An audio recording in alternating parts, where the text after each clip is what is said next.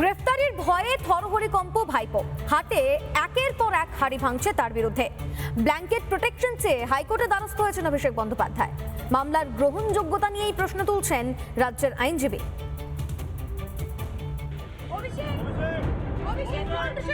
চৌঠা মে বেলা 12টার পর ডিজে বাজেনি, কিন্তু ভাইপোর যে সময় খারাপ শুরু হয়ে গেছে তা হলফ করে বলা যায়। তার বিরুদ্ধে এখন মামলার পাহাড়।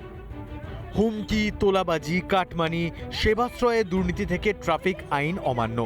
কি অভিযোগ নেই তার বিরুদ্ধে? বুধবারই ডিজে মন্তব্য মামলায় কণ্ঠস্বর পরীক্ষা হয়েছে তার। ঠিক সেদিনই ফের আদালতের দ্বারস্থ ভাইপো। ব্ল্যাঙ্কেট প্রোটেকশন চেয়েছেন অভিষেক। আজব দাবি নিয়ে আদালতের দ্বারস্থ অভিষেক বন্দ্যোপাধ্যায়। তার আইনজীবী স্পষ্ট দাবি, তিনি রাজ্যে রাজনৈতিক পালাবদলের পর থেকে তিনি রাজনৈতিক প্রতিহিংসার শিকার হচ্ছেন। পুরনো মামলায় টেনে তার বিরুদ্ধে নতুন অভিযোগের ভিত্তিতে এফআইআর দায়ের হচ্ছে, তাতেই গোঁসা অভিষেক বন্দ্যোপাধ্যায়। ভাইপোর আবদারকে কটাক্ষ করেছে বিজেপি। ওইসব ব্ল্যাঙ্কেট ট্যাঙ্কেট চাইছে, ব্ল্যাঙ্কেট কেন, আরো অনেক কিছু চাই, কফিন রক্ষা কবচ চাইতে পারেন, তাহলে আমরা কি করব? কোর্ট বুঝবেন, কোর্টের সঙ্গে হচ্ছে, কোর্টে গেছে, কোর্ট বুঝবেন। কিন্তু এইসব ঝামেলাগুলো করার সময় ওনার মনে ছিল না রক্ষা কবচ চাইতে হচ্ছে কেন। বিভিন্ন থানায় দায়ের হওয়া অভিযোগের চরিত্র ও সংখ্যা নিয়ে রাজ্য পুলিশকে রিপোর্ট পেশ করার মৌখিক নির্দেশ দিয়েছেন হাইকোর্টের বিচারপতি সৌগত ভট্টাচার্য। আগামী বুধবার এই মামলার পরবর্তী শুনানি। রিপাবলিক বাংলা।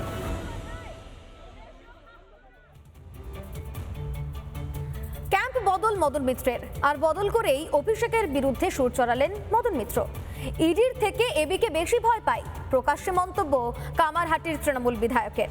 এমনকি অভিষেক ব্যানার্জির সঙ্গে হিটলারেরও তুলনা টানলেন মদন। আমার তো ইডির থেকে ভয় ছিল এবি বেশি। আর কোনো রাগঢাকরা, এবার সরাসরি ভাইপোর বিরুদ্ধে ক্ষোভ মদন মিত্রের। ইডির থেকে ভয় ছিল এবি বেশি। ইডি ধরলে তবু কথা বলে জিজ্ঞেস করবে, ওখানে এবি কখন কোথায় তাড়িয়ে দেবে, কি করে দেবে ভগবান জানে। আর আমি ইডিকে অভিষেক বন্দ্যোপাধ্যায় জীবনে যাইনি, 27 মাস জেলে ছিলাম, পার্টির বিরুদ্ধে বলিনি, সমস্ত রকম সহযোগিতা করব। ক্যাম্প বদলাতেই সরাসরি অভিষেকের নেতৃত্ব নিয়ে প্রশ্ন। ওই অভিষেক ব্যানার্জিকে দিয়ে বিজেপিকে হারানো যাবে না। হিটলারি কায়দায় প্লেন থেকে নেবে, কোমরে হাত দিয়ে 4 তারিখ দেখে নেবো হুইসেল বাজবে, এসব করে হবে না। মানুষের কাছে যেতে হবে। তবে এসব বললে কি হবে? মমতার কাছে কিন্তু দুধে ভাতে ভাইপো। অভিষেক অনেক খারাপ আপনাদের কাছে, বাহানা হয়ে গেছে ওটা, যে অভিষেক হচ্ছে আপনাদের আয়না, তাই আপনারা চলে যাচ্ছেন, এটা আপনাদের বাহানা।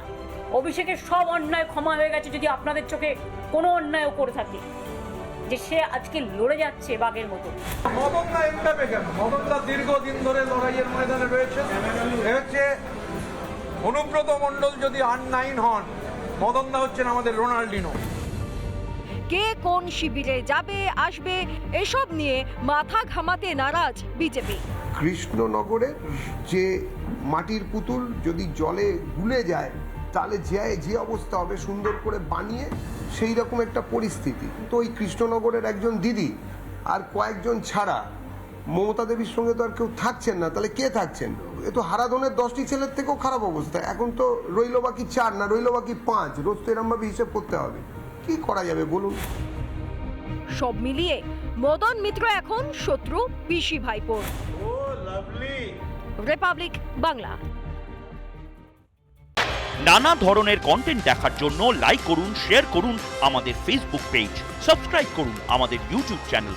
পাশাপাশি অন্যান্য ব্রেকিং নিউজের জন্য অবশ্যই চোখ রাখুন রিপাবলিক বাংলায়।